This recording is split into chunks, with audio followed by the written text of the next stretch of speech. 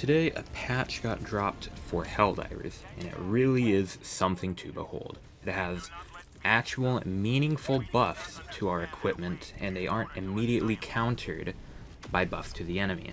In fact, there's actually a substantial amount of nerfs to the enemies, even to one of the most obnoxious enemies in the entire game. But, without further ado, let's get into it. So the first thing in this update is the control center, the terminal just across the arsenal. It finally has a use. It shows what the current galactic campaign and major orders are, as well as having a tab for previous campaigns and, I assume, previous major orders after this. As it stands currently, there are no galactic campaigns going on, just the current major order. But I do believe I heard the devs say at some point that there's going to be a galactic campaign at some point this month. I could be wrong on that. Maybe they said it's sometime this year. So take that with a small pinch of salt. And on to our first balancing change. We have changes to the vehicle armor and enemy AP changes, and oh my god, is this something I've actually been looking forward to. While I didn't really use vehicles a whole lot, it was basically thrown away entirely outside of when I tried the new exosuits because of the durable damage buffs in the Exo Expert update. But these changes change it, and it might just allow me to bring out these heavy vehicles again. And our first one, the first line of it says, Super Earth vehicles now have more accurate armor values. Bastion gets heavy armor, exosuits get a mix of heavy and medium, ballistic shield, heavy armor. And honestly, thank God. It's always bewildered me that the heavy Devastator shield had better armor values than a literal tank, and for the brief moment that it was there, the Hive Guard's armor as well. So now the tank should feel more like a tank. Imagine that. For the exosuits, this is also a really awesome change for them. The Exo Experts gave them buffs that they so desperately needed, but it was kind of counteracted by the durable damage buffs that they gave to the enemy. So it really only ever applied if other Helldivers were shooting at your mech for whatever reason. And they also lowered the cooldown of the exosuits from 8 minutes to 10, which is really good. The ballistic shield, yeah, it's whatever. I've never used the ballistic shield outside of one time. I picked it up off the ground, but during that game, I also got ragdolled by a rocket and just died immediately on the spot, so I never really got to actually use the ballistic shield. So, big cheers from me for the 5 people that used the ballistic shield pack. Turrets also get a 100% HP increase as compensation for the durable damage buffs that the enemies got, which should help them a lot with taking things out and actually surviving. Just below that, they changed the AP values of some enemies so that they can actually deal with the new buffs.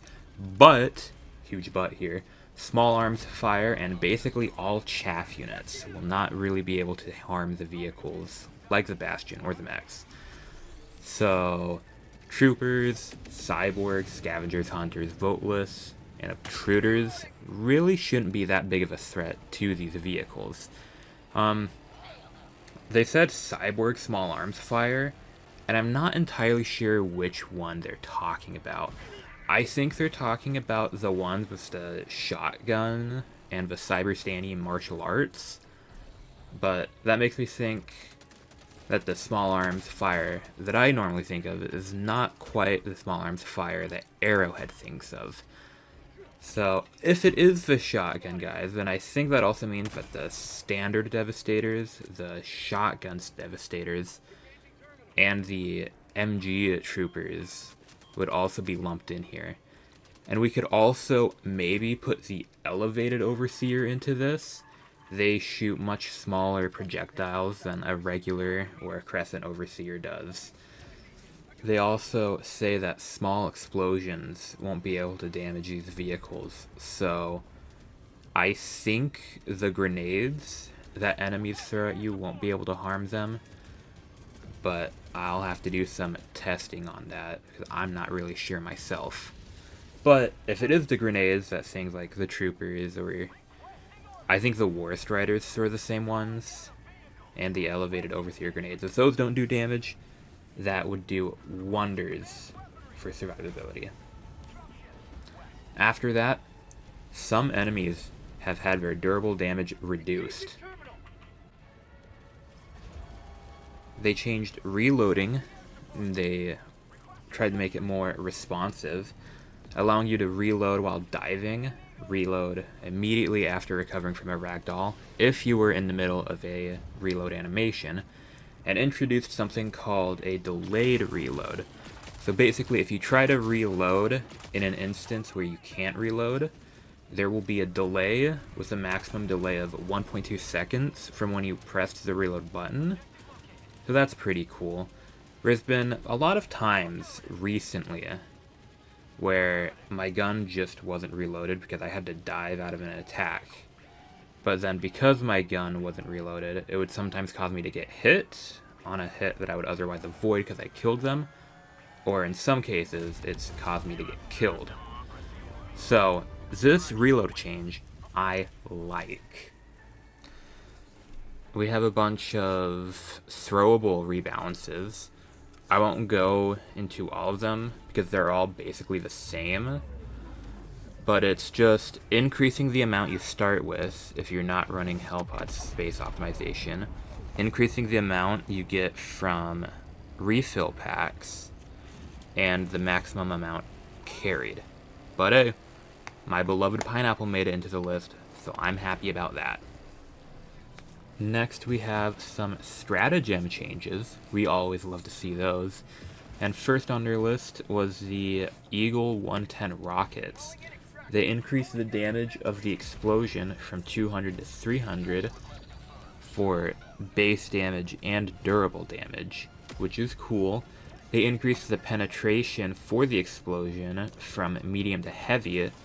The rockets are closer together so that they can hit smaller targets more reliably, and lowered the force impulse from 40 to 10 so that enemies that are killed don't get flung away. It's a good change, and it will definitely help one-shot the smaller heavies like Hulks and Chargers, but will also help against Harvesters when they have their shield down. Overall, I like this change, but I definitely wish the rockets were still a little better. That's just me, though. That's just me. Next, we have the Orbital Precision Strike, the 380 Barrage, the Walking Barrage, the Thief Explosive, and the High Yield Explosive. These all got the exact same damage changes from 3,500 damage for the projectile to 4,000, and the explosion damage from 1,000 to 1,500. It's good. I really wish the Precision Strike was just a little bit more unique than just basically being a Thief artillery explosive shell. But, you know, I've already talked about that before.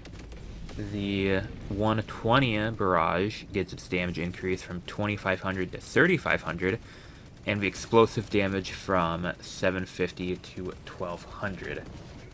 It's a good change.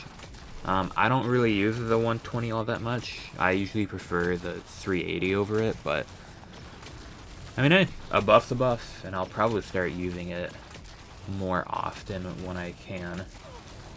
The Rail Cannon gets an amazing buff by increasing its base and durable damage from 7,500 to 10,000.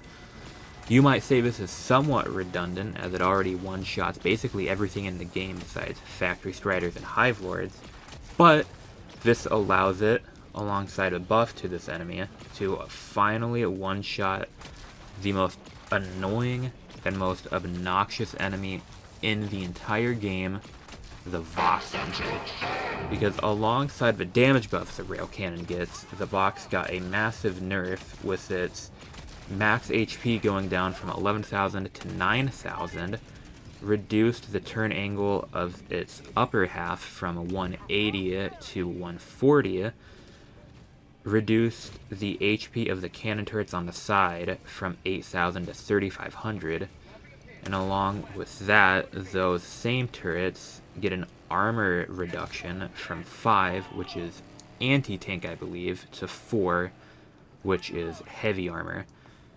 It reduced the durable on the cannon turrets from 1 to 0.7, and increased the damage of the turrets blowing up when the Vox Engine dies. I love that the Vox Engine... there can only be 3 Vox Engines on the map at any given time. And honestly, I'm happy the Vox Engine finally gets a nerf. It was really obnoxious at first, and then it just got to be slightly less obnoxious later, when I was finally starting to figure things out. Like, the most reliable way that I used to kill them would be Rail Cannon Strike, and then I think it was either a Leveler or a Solo Silo shot to follow up.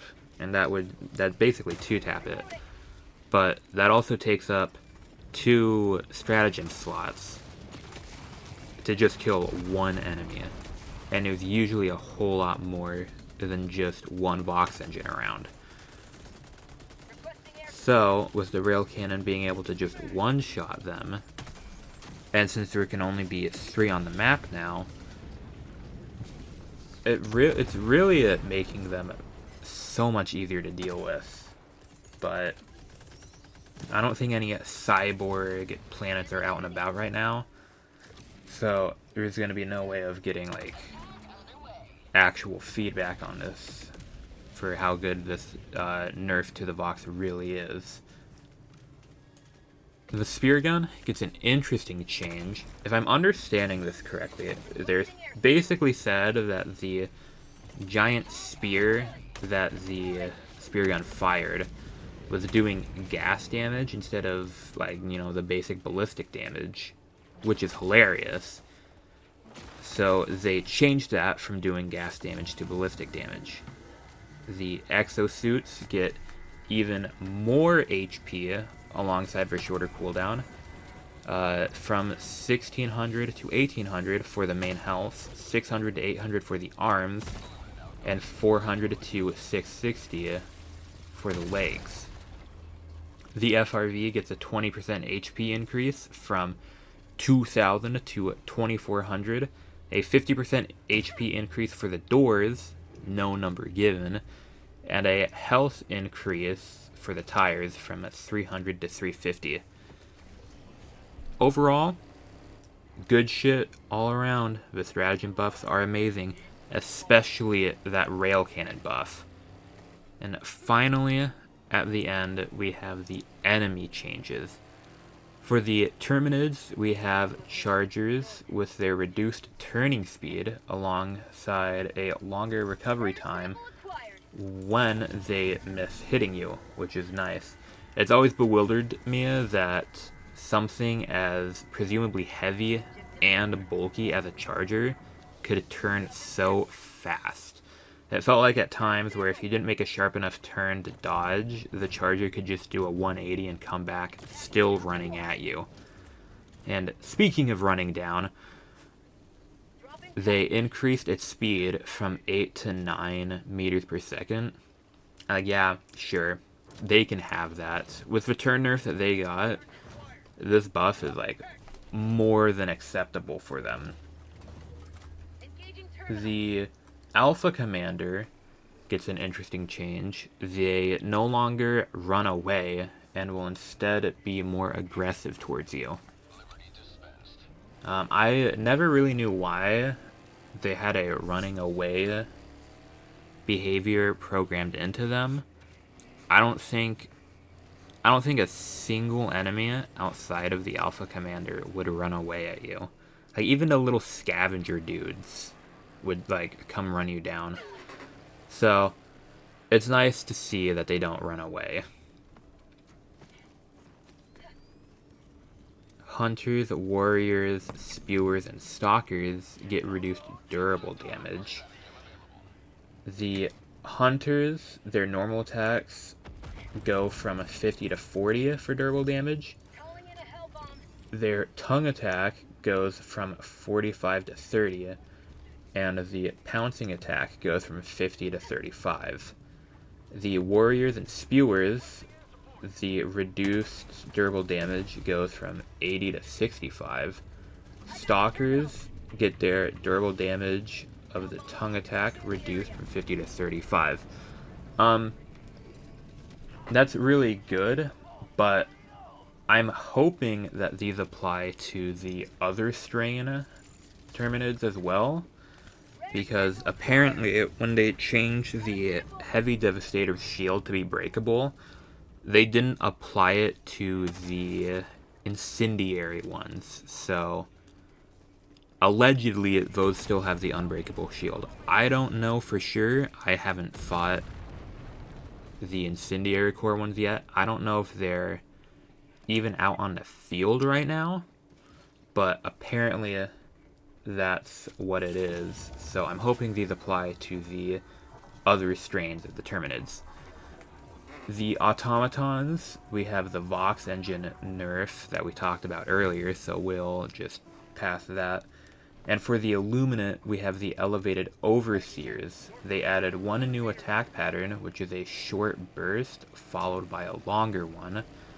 They reduced the current attack duration, so I think that means that their generic bursts are just shorter overall.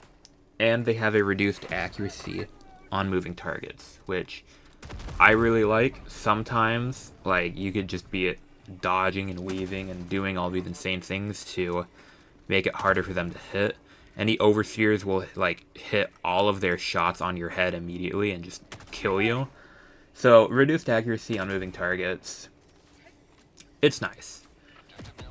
For the changes, the ones that I care about are just the first three. The first one is stimming. You are no longer interrupted when staggered, which, oh my god, I am so happy this is a thing. There were so many times where I've mashed V so hard and I just couldn't stim because I'm just constantly getting hit. And then I get mauled to death and die. The next two are crash fixes. These two definitely plagued me the most when the upscaling update dropped. When the Exospire missions were first rolled out on Rirga Bay and later Hydrobius, anytime I'd try to drop onto those planets, it would just immediately crash my game. They also fixed a crash that would happen when an excessive amount of explosions happened in a single frame. That's an interesting one. I never came across that one, so I didn't even know it was a thing, but, you know, apparently it is. The rest of the changes, I don't really care about all that much. I don't find them that interesting.